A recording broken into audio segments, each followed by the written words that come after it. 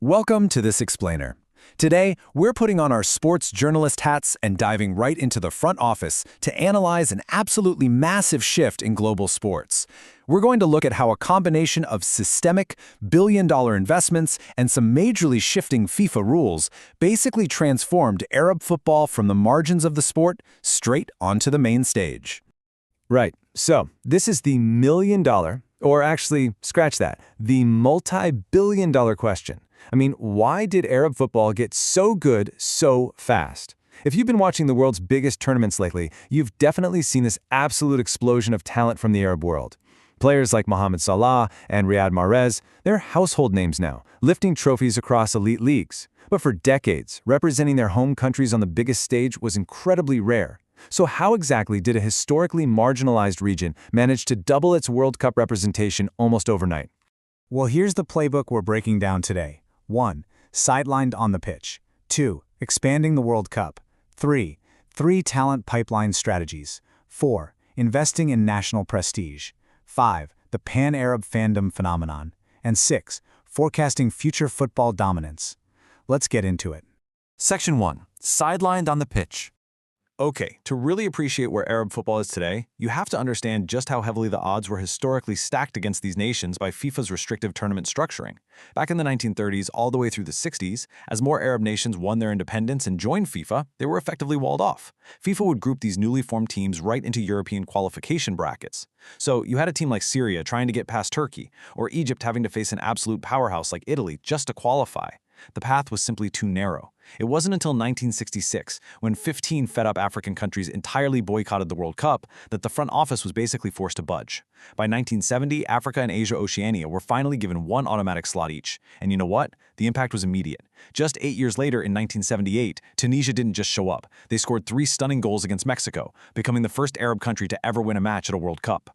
The core reason behind that early resistance was pretty simple.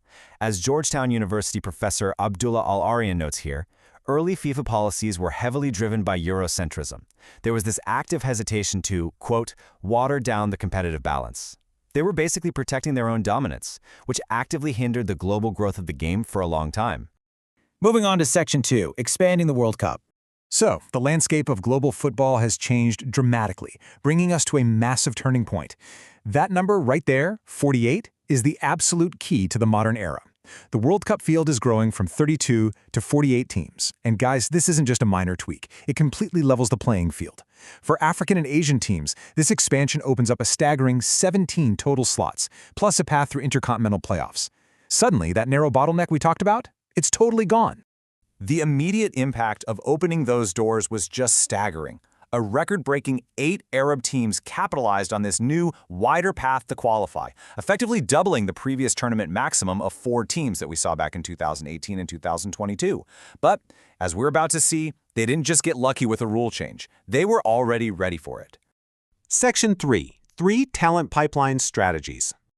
Stepping into the front office, it becomes super clear that Arab teams were surging exactly when FIFA expanded because of very calculated, decades-long strategies. Different regions actually took 3 very different approaches to build out their talent pipelines.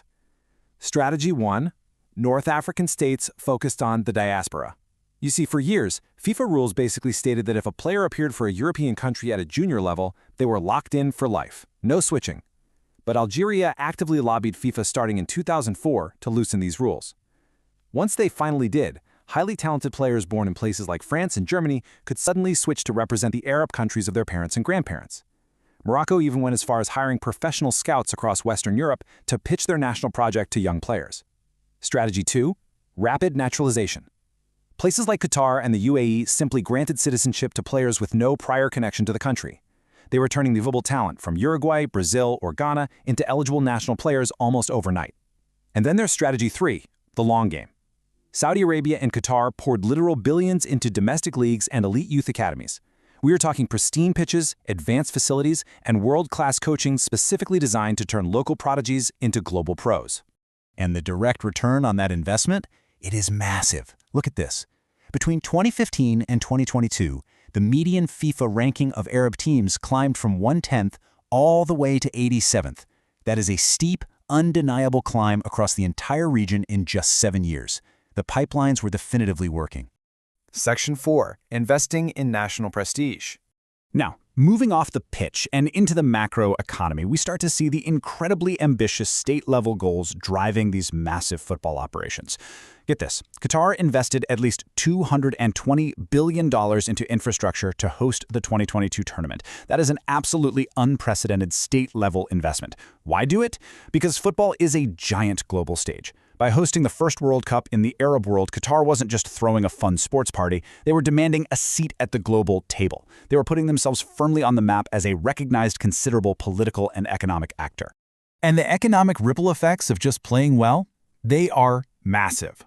Take Morocco. After they made their historic run to the semifinals in 2022, beating powerhouses like Spain and Portugal along the way, they actually dethroned Egypt as the #1 travel destination in all of Africa. A deep tournament run directly translates into a regional economic boom. It sparks massive surges in tourism and global interest. Honestly, it's national prestige completely monetized. Section 5. The Pan-Arab Fandom Phenomenon. The rise of these teams is really supercharged by a uniquely unified cultural support system that completely separates this region from the rest of the football world. It's a fascinating contrast, actually. In Europe, football fandom is heavily built on exclusionary tribal loyalty. It's a zero-sum game, right?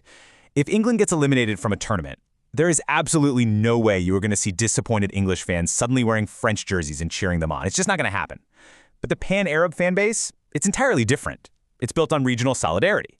When an Arab team is eliminated, their fans eagerly shift their warm support to the remaining neighboring Arab teams. Because historically, the odds were just so heavily stacked against them. Having only 1 or 2 slots for decades, the region really learned to share its representatives. As you can see, an Arab team going deep doesn't just carry a country, it carries a whole region. Shared language, shared culture, and a deeply shared history of overcoming sporting marginalization bind these nations together. When Morocco makes a semifinal run, it's not just a Moroccan victory, it's an Arab victory. Section 6. Forecasting future football dominance. So what does this all mean for the years ahead? Well, if you want to know the future of a national football program, you always look at their youth and women's squads.